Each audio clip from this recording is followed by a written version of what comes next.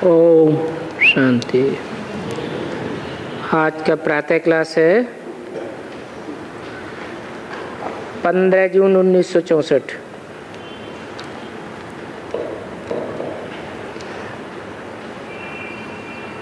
Record चला है प्रीतमा ने मिलो।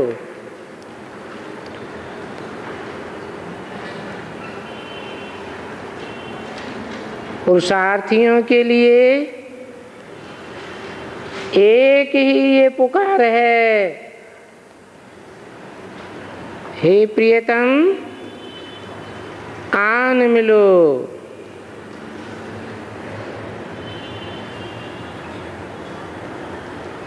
ये किसने पुकारा और किसको पुकारा, ये तो सिर्फ तुम बच्चे ही जानते हो, क्योंकि तुमने बाप द्वारा बाप को जाना है।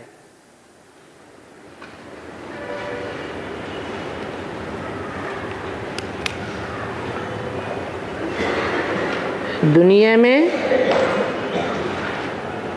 माँ के द्वारा बाप की पहचान होती है,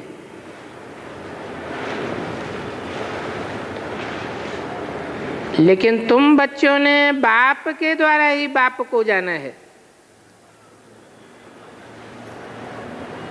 क्योंकि बाप का परिचय बाप के सिवाय कोई दे ही नहीं सकता। बाप ने समझाया है, फादर सोज सन, फिर सन सोज फादर। पहले फादर सोज सन्स, क्यों? क्योंकि फादर सर्वशक्तिवान है, बच्चे तो नंबरवार हैं। तो बाप बच्चों को पहले प्रत्यक्ष करते हैं, फिर छुपा रुस्तम बाद में खुले।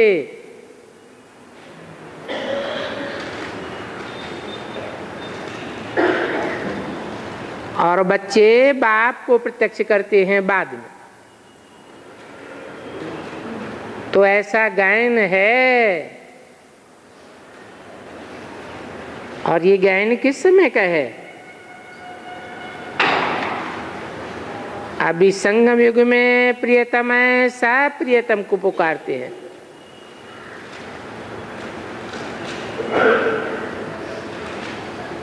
वो एक ही प्रियतम है सब प्रियतमाओं का।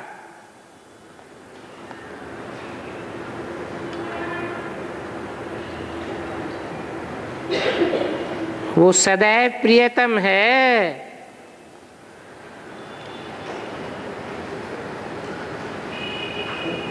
ये गीत कृष्ण के लिए गाया हुआ है।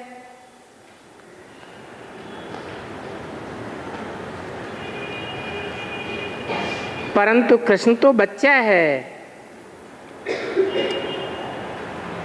सबका प्रियतम कैसे हो सकता है? हाँ, ये कहेंगे कि भक्ति मार्ग में सबके साथ कृष्ण की प्रीति तो है ही,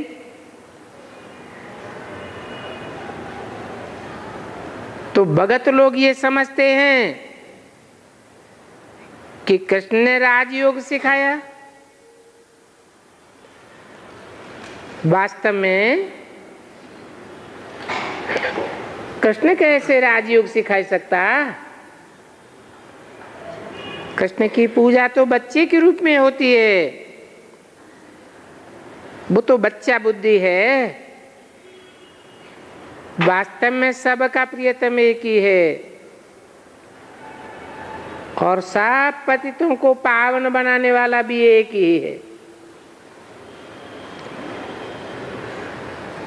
सब निराकार को ही याद करते हैं,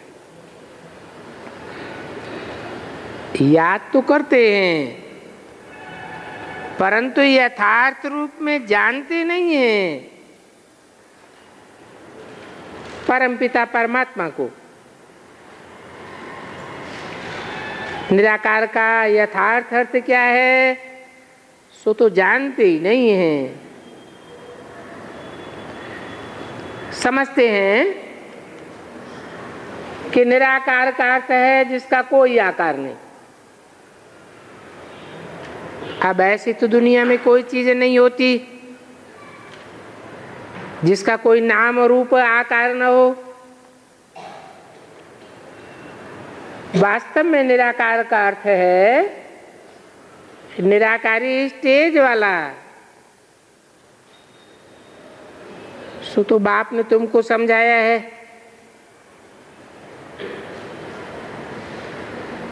कि कैसे वो ज्योति बिंदु बाप साकार में आकर प्रवेश करते हैं और साकारी से आकारी, आकारी से निराकारी बनते हैं।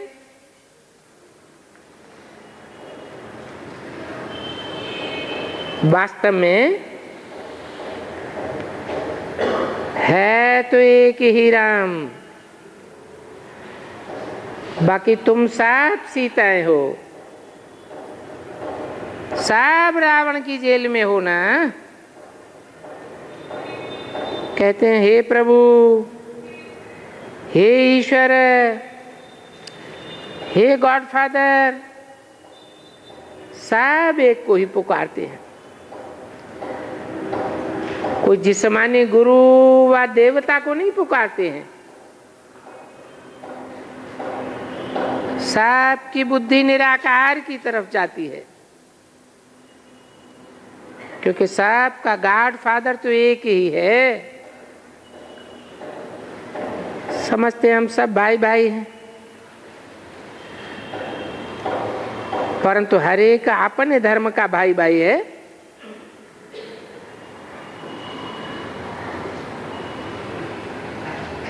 उनका अपना अपना धर्म पिता है।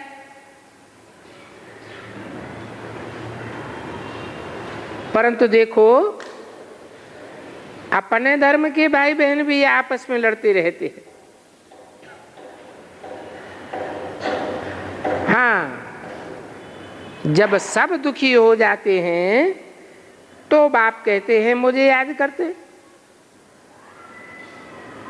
क्योंकि सर्व का पतित पावन तो मैं ही हूं। प्रियतम तो सब पुरुषार्थियों का एक ही है। सजनी साजन को याद करती है, बुलाने वाली तो आत्माएं हैं, शरीर तो नहीं बुलाता है। जीवात्मा ही जीवात्मा से बात करती है। दुनिया में मनुष्य देह अभिमानी होने के कारण अपने को मनुष्य समझते हैं, परंतु मनुष्य तो मन वालों को कहा जाता है। जो मनन चिंतन मंथन करते हैं वो मनुष्य हैं। बाकी जो जानवर पशु पक्षी आदि हैं वो तो मनन नहीं करते हैं, तो कहेंगे उनकी आत्मा की किस्म अलग है। बाकी देह अभिमानी तो सभी हैं।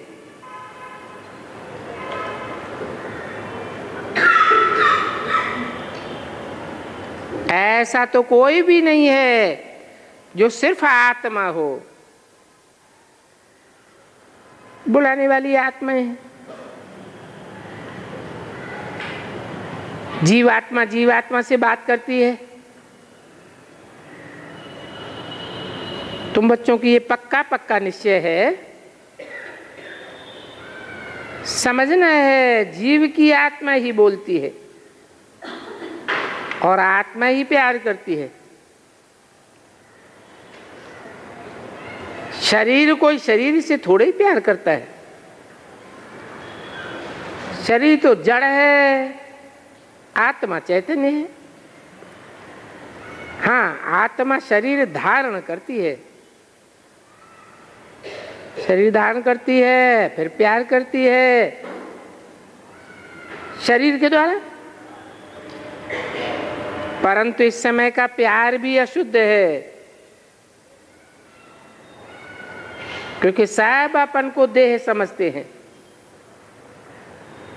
आत्मिक प्यार तो किसी का भी नहीं कहेंगे। हाँ, देवी देवताओं का प्यार जरूर शुद्ध होगा। वो देवी देवताएं अपन को ज्योति बिंदु आत्मा समझते। तुमने सुना होगा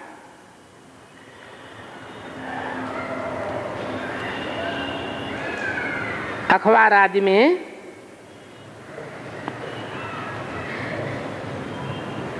कि कुमारियां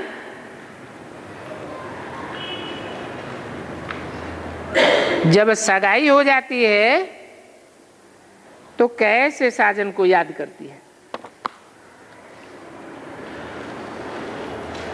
परंतु प्यार तो अनेक प्रकार के होते हैं ना।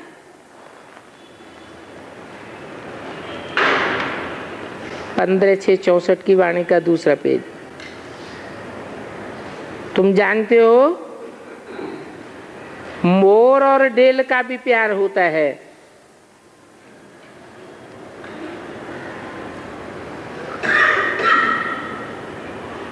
मोर की आंख से आंसू का जल निकलता है।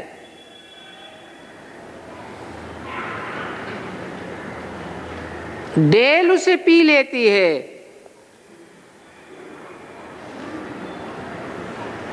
उस आंसू के जल से ही शरीर बन जाता है।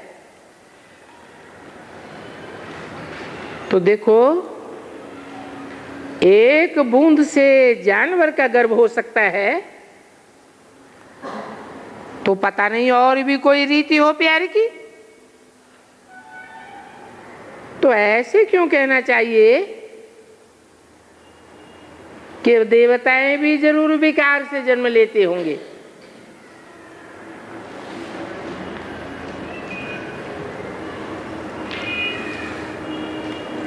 अरे देवताएं विकार से जन्म कैसे लेंगे? वो तो देह को याद ही नहीं करते हैं।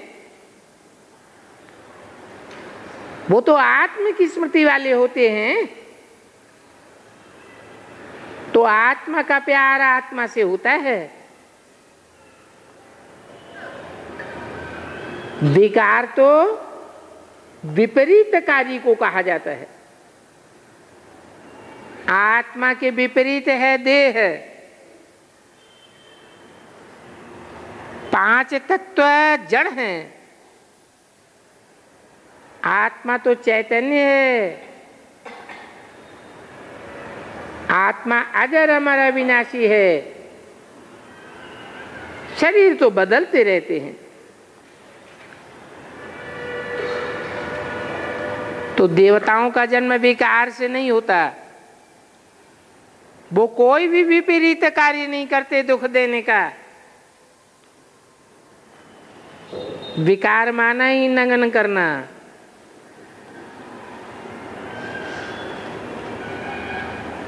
तुम बच्चों को तो बाप नगन होने से किस जन्म के लिए बचाते।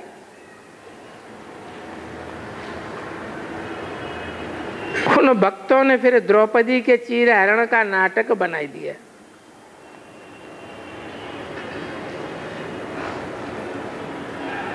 हैं तो ये सब फालतू बातें।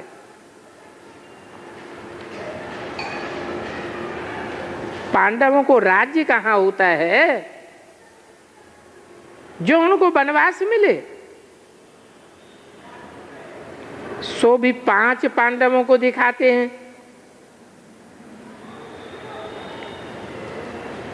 फिर क्या क्या दिखाया हुआ है? कहते हैं जुआ खेला तो जुए में स्त्री दांव में रख दी।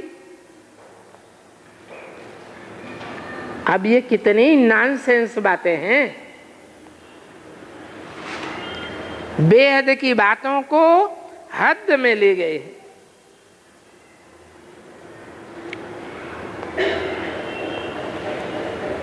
तुम किसको बैठ ये बातें समझावेंगे? तो सुनकर के बड़ा खुश होवेंगे। अभी तो तुम कहते हो बाबा सर्विस ही नहीं होती है, परंतु बाबा तो सर्विस के बहुत नमूने बताते हैं।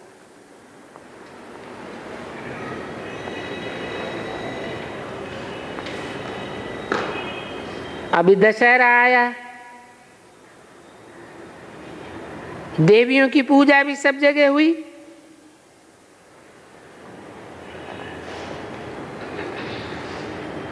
तो वहां दशहरे पर भी जाकर सबको समझाना चाहिए, सबको बाप की पहचान देनी चाहिए।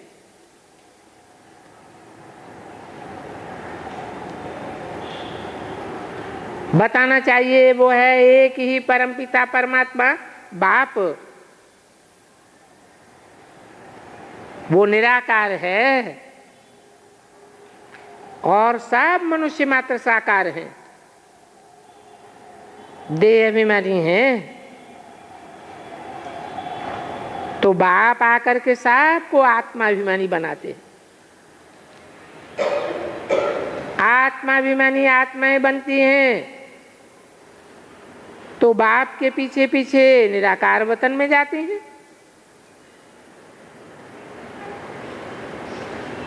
वतन तो घर को ही कहा जाता है। कहते हैं हमारा वतन, तो देह का वतन ये साकार धाम है, आत्मा का वतन निराकार धाम है। हम आत्माओं का बाप भी वहां परम धाम में रहते हैं, जहां से बाप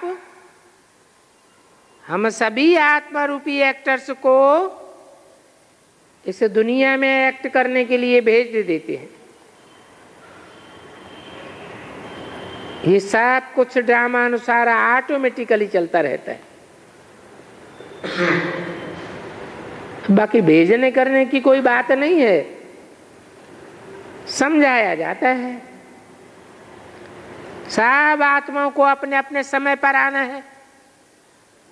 सबकी आत्मा में अपने अपने समय पर पार्ट बजाने का नुदा हुआ है। तो देखो बाकी सब हैं आत्मा भाई भाई, और उन आत्माओं का बाप एक ही है। यहां तो ये है मनुष्य सृष्टि, उसमें भी ये लक्ष्मी नारायण दैवी गुणों वाले सतयुग में थे। बाकी कोई 8-10 भुजा वाले मनुष्य नहीं होते हैं।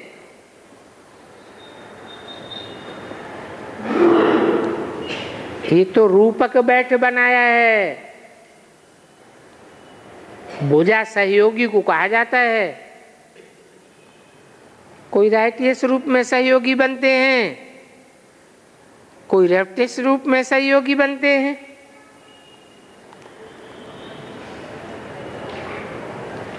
परंतु ये लक्ष्मी नारायण आए कहां से?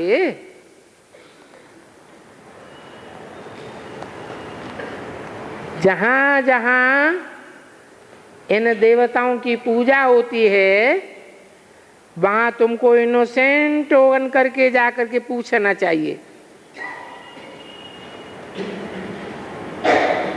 पूछो ये सब क्या करते हो? रुद्र ज्ञान यज्ञ भी बहुत होते हैं। जो साहूकार लोग होते हैं, सेठ आदि होते हैं, वो बहुत यज्ञ आदि कराते हैं। तुम तो कहां भी जाकर के रमण कर सकते हो। तुम रमता योगी हो। जो जिस देश में रहने वाले हैं वहां भी जाकर के सर्विस कर सकते हैं। पूछो ये कौन है जो इनकी तुम पूजा करते हो? ये क्या ऐसा करके गए हैं जो इनकी पूजा होती है?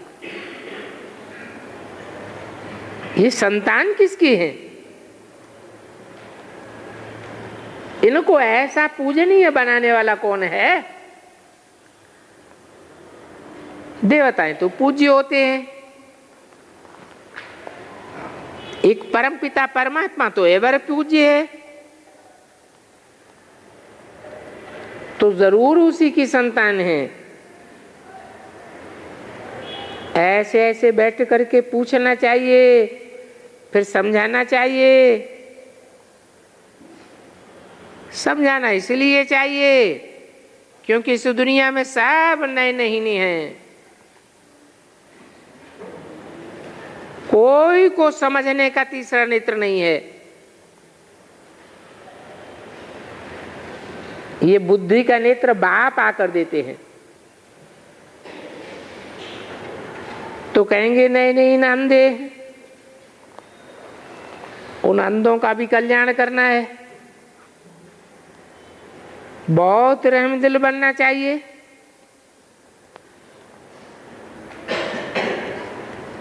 उनके ऊपर रहम आना चाहिए कि बेचारे मुफ्त में पैसे बर्बाद करते रहते हैं। तो तुम बच्चों के लिए सर्विस तो बहुत है। अभी दशहरा हुआ, रावण का चित्र बहुत अच्छा बना था, परंतु उसमें भी कुछ इम्प्रूवमेंट होनी चाहिए। रावण के चित्र में भी टाइम लिख देना चाहिए। रावण राज्य फलाने समय से लेकर के फलाने समय तक,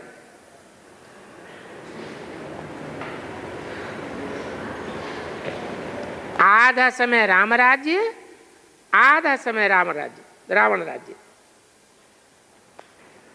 तो टाइम भी लिखना पड़े। 2500 साल से लेकर के 5000 साल तक रावण राज्य चलता है। फिर लिखना चाहिए विष्णु का राज्य फलाने समय से फलाने समय तक। ये हुआ ब्रह्मा का दिन। ब्रह्मा ही सो विष्णु बनते हैं, तो लिखना चाहिए ये ब्रह्मा की रात और ये ब्रह्मा का दिन। और रावण राज्य में है ब्रह्मा की रात और राम राज्य में है ब्रह्मा का दिन। तो ये बातें थोड़ी हेर फेर करके भी निकालनी चाहिए। गवर्नमेंट भी सब प्रबंध रखती है, तो गवर्नमेंट को भी जाकर समझाना चाहिए, बताना चाहिए। अब बरोबर सारी दुनिया में रावण राज्य है,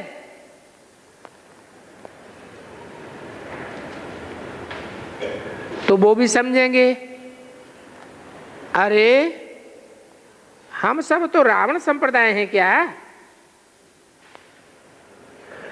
वास्तव में उन्हें बताना चाहिए कि भारतवासी तो कांग्रेस संप्रदाय नहीं है,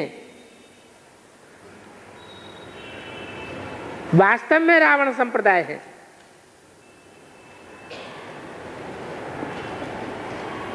कांग्रेस कुरु की औलाद हैं। ये तो संगम युग की बातें हैं।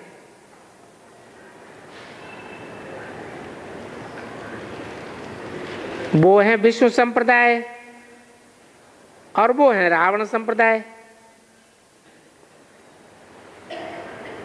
आसुरी संप्रदाय। जो भी गवर्नमेंट के बड़े बड़े हैं उन्हों को जाके समझाना चाहिए और तुमको चित्र साथ में ले जाना चाहिए। कोशिश करनी चाहिए ऐसा बाण मारे जो तुम्हारा नाम बाला हो जाए। बनारस में बहुत बड़े बड़े टाइटल मिलते हैं सरस्वती आदि के। अभी तुम तो जानते हो कि सरस्वती तो है जगदम्बा, सब भारतवासी जगदम्बा को मानेंगे। वो जगत को रचने वाली है। ऐसे नहीं कहेंगे कि जगदम्बा सिर्फ भारत को रचने वाली है। भारत को रचने वाली तो भारत माता हुई ना, जगत को रचने वाली जगदम्बा हुई। जगत अम्बा है तो जरूर जगत पिता भी होगा। तो जगत पिता है प्रजापिता, जगदम्बा हो गई प्रजा माता। ब्रह्मा सरस्वती कहते हैं ना, तो ब्रह्मा तो हुआ प्रजापिता, और ये ब्रह्मा तो क्रिएटर नहीं है, ये ब्रह्मा तो स्वयं ही क्रिएशन है। तो ये ब्रह्मा भी किसका बच्चा है? ब्रह्मा को भी क्रिएट करने वाला जरूर बाप होगा। कौन है बाप? कहेंगे प्रजापिता। ये सरस्वती भी ब्रह्मा की बच्ची है, और ये ब्रह्मा भी मुखवंशावली है। तो कोई भी बताए कि ब्रह्मा को फिर रचने वाला कौन है? गाया तो जाता है शिव परमात्मा ही नमः। शिव के लिए कहते हैं परम पिता परमात्मा शिव। परम पिता पहले, परमात्मा बाद में। जैसे कहते हैं शिव शंकर, तो शिव पहले और शंकर बाद में। तो जरूर पिता पुत्र का संबंध हो गया।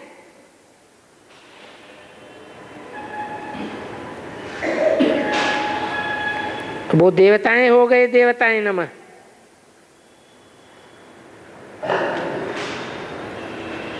कहते भी है ब्रह्मा देवताय नमः, विष्णु देवताय नमः। तो देवताओं का रचयिता वो शिव परमात्मा हो गया। उनसे वर्षा मिला होगा। तो अभी तुम बच्चों को समझाने के लिए निकलना पड़े। जो जो अच्छे अच्छे समझदार बच्चे हैं जरूर वो इस सर्विस पर निकलेंगे। बाप तो नहीं गली गली में जावेंगे, ये तो जरूर बच्चों का काम है। सर्विस नहीं करते हैं तो समझेंगे सर्विसेबल नहीं है, और सर्विसेबल नहीं है तो जरूर पद भी ऐसा पावेंगे। बल बच्चे तो बने हैं, परंतु सारा मदार पढ़ाई पर है। जो जास्ती पढ़ेंगे तो जास्ती पढ़ावेंगे, वो जरूर ऊंच पद पावेंगे। फिर देखेंगे कि पढ़े हुए के आगे जो अनपढ़े हैं वो भरी डोबेंगे। तो बच्चों को ऊंच पद पाने का पुरुषार्थ करना चाहिए। अभी तो ये शिव बाबा सन्मुख बैठ समझा रहे हैं। इन बातों को बाहर वाले बच्चे भी समझेंगे। जो मधुबन में नहीं आए हैं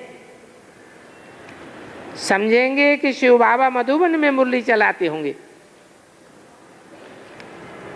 मुरली नहीं आती है तो बच्चे हैरान हो जाते हैं।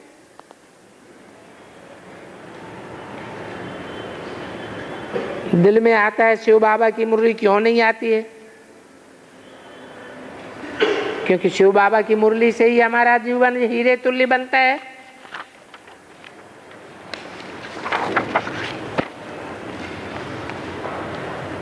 तो मुरली तो रोज सुननी चाहिए।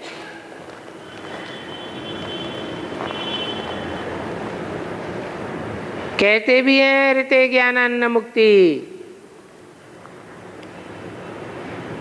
ज्ञान से ही मुक्ति, जीवन मुक्ति मिलती है। तो ज्ञान तो मुरली में भरा हुआ है ना। मुरली तेरी में जादू। 15/6/64 की वाणी का 3रा पेज। 7 रोज की मुरली भी अगर किसी के पास जाए करके बैठ पढ़े और समझावें तो बहुत बंडर खावेंगे। पढ़ना जरूर चाहिए। कोई भी लूला हो, लंगड़ा हो, गूंगा हो, सब ये पढ़ाई पढ़ सकते हैं। कोई कैसे भी बुखार में पड़ा हुआ हो, तुम सिर्फ बोलो कि तुमको 2 बाप हैं। एक होता है हद का बाप, वो तो बहुत होते हैं जन्म बाई जन्म। और फिर वेद के भी तुम्हारे 2 बाप हैं। एक है तुम्हारी आत्मा का बाप। हम सब आत्माएं हैं ना। तो आत्मा का बाप परमपिता परमात्मा, और फिर है मनुष्य सृष्टि का बाप। दोनों ही बेहद के बाप हैं।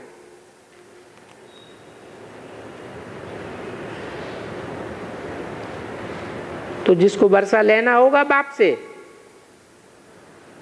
वो उसी समय इन 2 अक्षरों को समझ जाएगा। तुम्हारे कुल का होगा तो 2 अक्षर सुनने से भी समझ जाएगा। ये नॉलेज ही ऐसी सहज है। सिर्फ बाप को याद करने से सारा चक्कर बुद्धि में आ जाता है। क्योंकि मनुष्य सृष्टि का बेहद का बाप, जिसमें आत्माओं का बाप मुकर्रर रूप से आते हैं, वो बैठ उनके 84 के चक्र को समझाते हैं।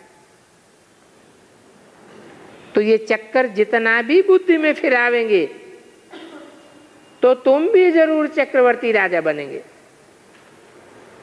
बाप कहते हैं जो मेरे भक्त हैं अथवा लक्ष्मी नारायण को मानने वाले हैं, उन्हों को समझाओ।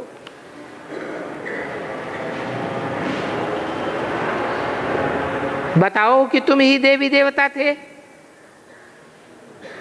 तुमने 84 का चक्कर लगाया, अभी फिर देवता बन जाओ। ये बाबा भी लक्ष्मी नारायण का पुजारी है।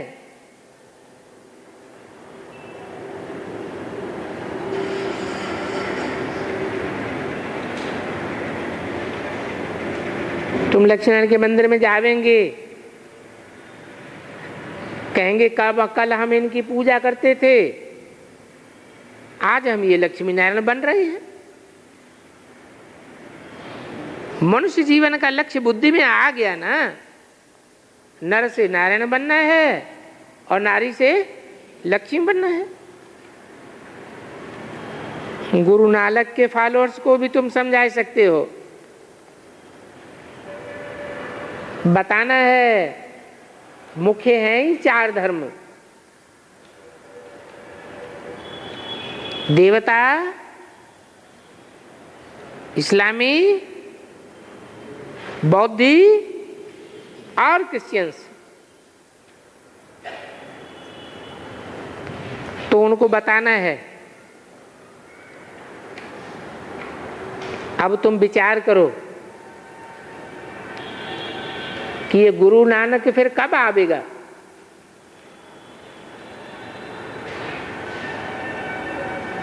ढाई हजार वर्ष से तो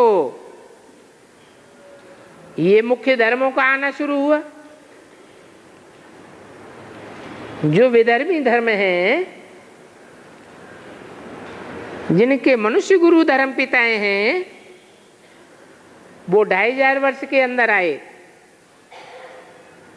गुरु नानक को तो 500 वर्ष हुए। तो उनकी बुद्धि में भी आवेगा कि गुरु नानक भी कब आवेंगे। और समझाना ये बड़ा इजी है। समझाने में तुम बच्चों को रहमदिल बनना है। जिनको सर्विस का शौक होगा वो समझाने वाले ब्राह्मणों का साथ पकड़ेंगे।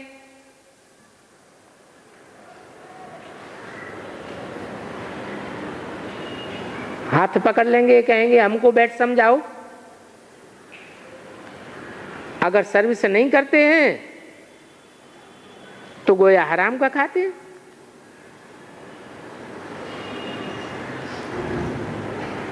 तुम तो शिव बाबा के भंडारे से खाते हो, तो शिव बाबा की सर्विस भी करनी पड़े। ये भी समझते हो सब शिव बाबा के भंडारे में डालते हैं, तो सब समझते हैं हम शिव बाबा के भंडारे से खाते हैं। कितना तुमको नशा है। यहां तुमको जो मजा आता है वो मजा घर में तो नहीं आ सकता। शिव बाबा के भंडारे से खाते हो तो मनसा वाचा कर्मणा सर्विस करना चाहिए। मनसा सर्विस भी करनी है, उसके लिए याद करना है और पवित्र बनना है। पवित्र बनेंगे तो मन के संकल्प भी पवित्र होंगे। तुम्हारी सर्विस से सफलता को प्राप्त करेगी। शंख ध्वनि करनी है। ये मुख तुम्हारा शंख है ना। और कर्मणा कोई भी यज्ञ की सर्विस कर सकते हैं। शुरू में ये मम्मा बाबा भी बर्तन मलते थे, छेना बनाते थे।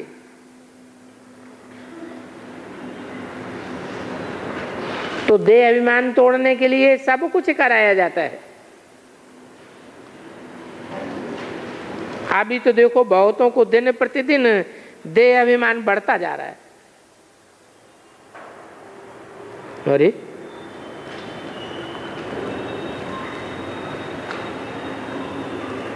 शुरू में देह अभिमान घट रहा था तो बर्तन मलने का भी काम करते थे। अभी देह अभिमान बढ़ता क्यों जा रहा है? 64 की वाणी है, देह अभिमान कम होना चाहिए या बढ़ना चाहिए? हैं? फिर क्यों बढ़ रहा है?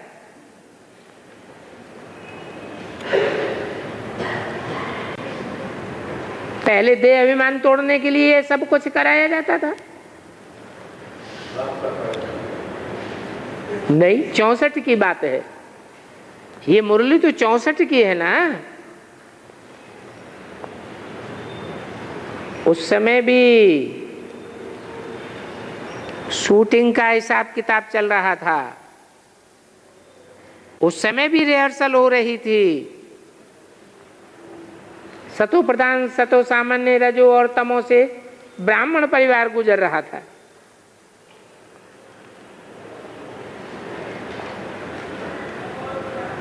तो बाप कहते हैं सदैव बुद्धि में रखो कि हम शिव बाबा की यज्ञ से खाते हैं। यज्ञ का खाते हैं तो सर्विस करनी चाहिए। बाप को जितना याद करेंगे तो तुम्हारे विकर्म विनाश होंगे, परंतु सर्वव्यापी कहेंगे तो विकर्म कैसे विनाश होंगे? सर्वव्यापी कहने से बुद्ध का योग लग ही नहीं सकता। क्यों नहीं लग सकता? एक व्यापी हो, मुकर्रर रथ में हो तो बुद्धि का योग लगे, ठहरे। अनेक व्यापी है तो बुद्धि भटकेगी या एकाग्र बनेगी। तो ये बात समझाकर सबकी सेवा करनी है और दान भी देना है। वो सेवा नहीं तो स्थूल सेवा करो। स्थूल सेवा भी नहीं कर सकते हो तो धन की सेवा करो।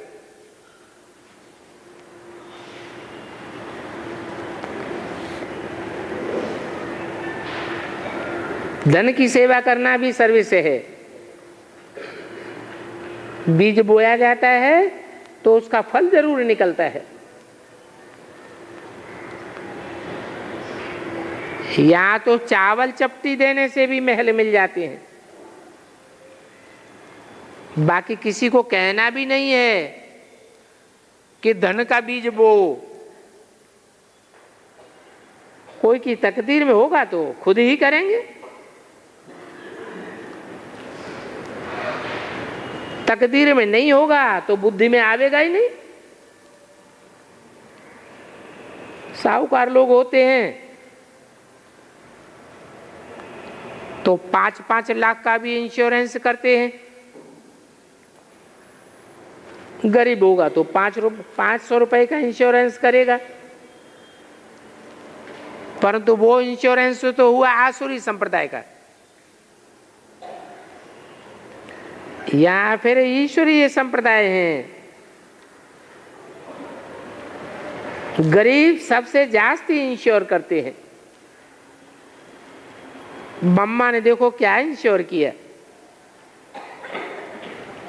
मम्मा के पास धन तो था नहीं, तन मन से कितनी सेवा कर रही है। तो बहुत धन देने वालों का भी इतना पद नहीं बन सकता जितना मम्मा का बन गया।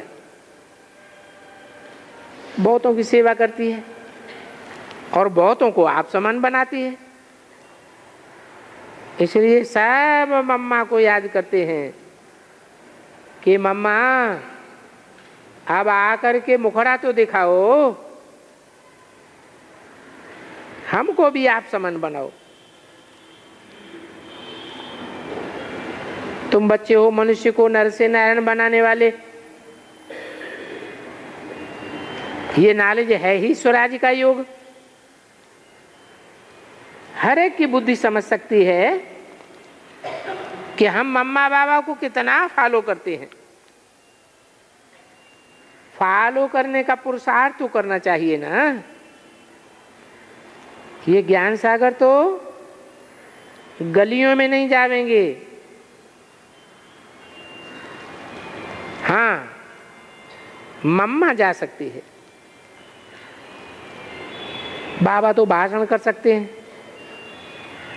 बाबा कहते हैं मैं तो बच्चों के सामने बैठ भाषण करूंगा, दुनिया वालों के सामने क्यों जाऊं? हूं तो मैं सबका बाप, परंतु सब मेरे बच्चे थोड़े ही बन पाते हैं। मैं तो आत्मा हूं ना। तो आत्मा के बच्चे भी कौन चाहिए? आत्मा ही चाहिए। तो जो आत्मा की स्थिति में स्थित हो जाते हैं, वास्तव में वो ही मेरे बच्चे हैं। जो देह अभिमानी में रह जाते हैं तो कहेंगे और धर्म पिताओं को उन्होंने अपना बाप बनाया। वैसे मैं हूं तो सबका बाप। तुम तो माताएं कुमारियां हो, तुमको जाकर के भाषण करना है। कहेंगे फिर भी तुम ब्रह्मा कुमार कुमारियां हो। मम्मा जगदम्बा है तो उनको भी रिगार्ड से ले जाना पड़ता है। निमंत्रण देंगे जगदम्बा जगत पिता को, पिता को निमंत्रण दिया तो दादा को दिया, तो ये तो बहुत बड़ा निमंत्रण हो गया। अभी तुम तो जगदम्बा को जानते हो, जगदम्बा का कितना बड़ा मेला लगता है। कुछ तो सर्विस करके गई है, तुम बतला सकते हो। वहां जगदम्बे के मेले में बहुत आते हैं, वहां जाकर के तुम समझाओ कि ये जगदम्बा भी पहले चैतन्य में थी। अभी तो तुम जड़ मूर्ति के सामने खड़े हो। ये जड़ मूर्ति तो यादगार है,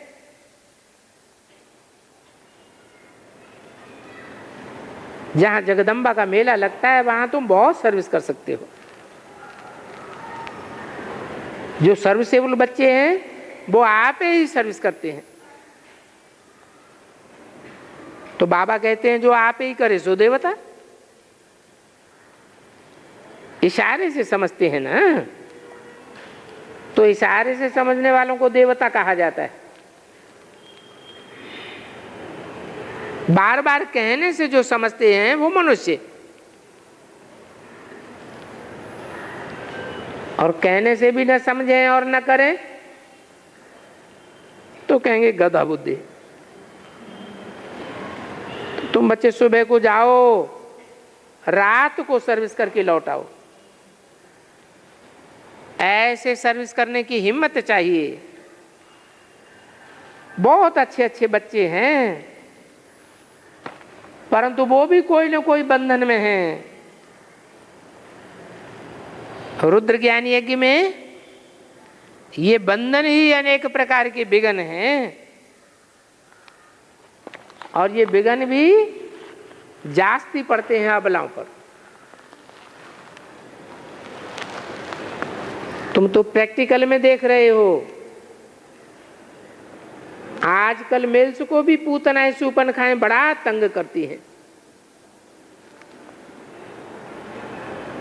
15/6/64 की वाणी का चौथा पेज।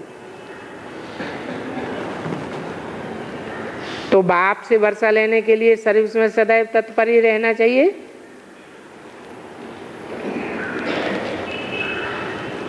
श्रीमत पर चलना है।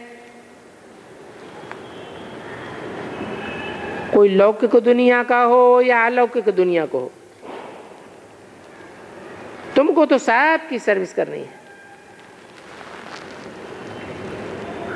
बॉम्बे में भी अंबा के मंदिर बहुत हैं, तुम वहां भी जाए सर्विस कर सकते हो।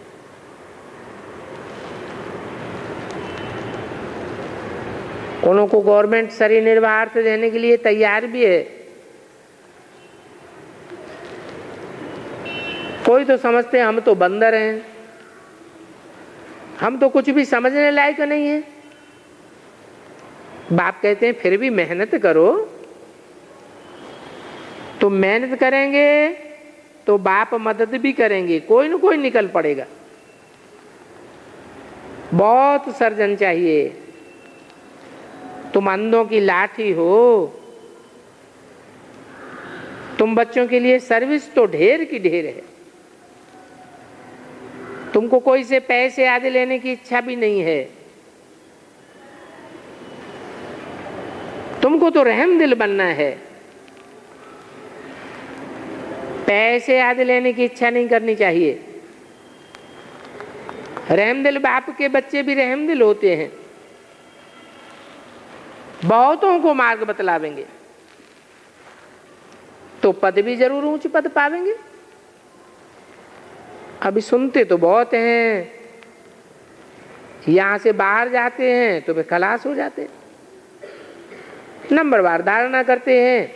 इसमें बड़ी अच्छी मेहनत करनी चाहिए, 21 जन्मों का राजभाग मिलता है, कोई कम बात थोड़े ही है। कांग्रेसी भी कहते हैं आराम है हराम, सोना हराम है। बाप भी कहते हैं नीत को जीतने वाले बनो। देवताएं कब सोते हैं क्या? क्यों नहीं सोते? क्योंकि देह को थकान होती है। देवताएं तो देवान में रहते ही नहीं हैं, जो उनको थकान होवे। तो तुमको भी बाप कहते हैं आत्मा की स्थिति में स्थित रहो, तो तुम नींद को जीतने वाले बन जाएंगे। रात को भी कमाई करो। अच्छा, आज भोग है। ये लखनऊ का गोविंद, जिसने अभी अभी सेंटर खोला था, उसने शरीर छोड़ दिया।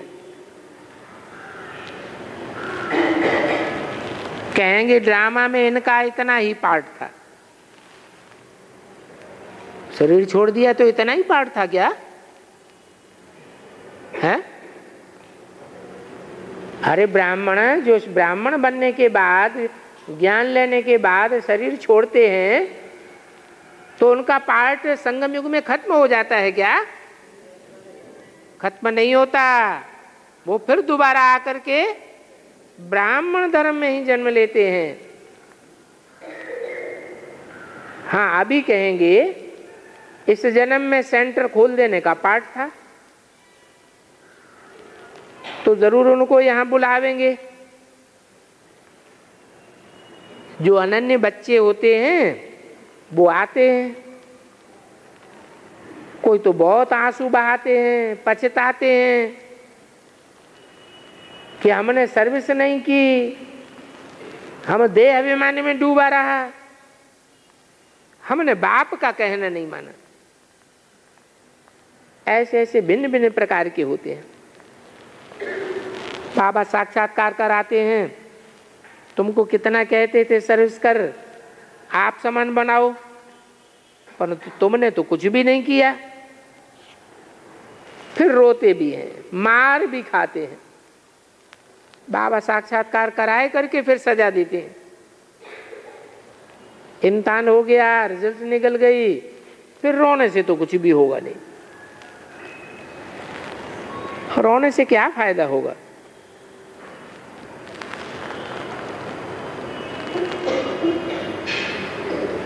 अच्छा, प्रियतम आया हुआ है प्रीतमाओं को ले जाने के लिए। कहते हैं आओ तो हम तुमको विश्व के महाराजा महारानी बनाए। अभी जो पुरुषार्थ करेंगे वो बनेंगे, क्योंकि स्टार्स में भी नंबरवार होते हैं ना। वो होते हैं आसमान के स्टार्स, कोई छोटे कोई बड़े, कोई बड़ा चक्कर लगाते हैं, कोई छोटा चक्कर लगाते हैं। तुम हो धरती के सितारे, तुम भी नंबरवार हो। कोई सितारे तो बहुत चमकते हैं। तुम्हारे अंदर कौन सी चमक है? तुम्हारे अंदर भी ज्ञान की रोशनी की चमक है। अभी तुम पुरुषार्थ कर रहे हो, ऊपर में तुम्हारी पिछाड़ी की रिजल्ट का यादगार है। अभी तो तुम्हारी आत्मा को ग्रहण लगता रहता है। ग्रहचारी बैठ जाती है तो कोई कोई तूफानों से निकल ही नहीं सकते हैं। गहरा ग्रहण लगा तो ये गिरा। तो बच्चों को बहुतों को ग्रहण लगते रहते हैं। ऐसी ग्रहचारी लगती है जो माता पिता को भी भुला देते हैं। कहेंगे परिपूर्ण तो कोई बना नहीं है। माया भी ऐसी है जो रुस्तम से रुस्तम होकर के लड़ती है। अच्छा, माता पिता बाप दादा का नंबरवार पुरुषार्थ अनुसार याद प्यार गुड मॉर्निंग ओम शांति।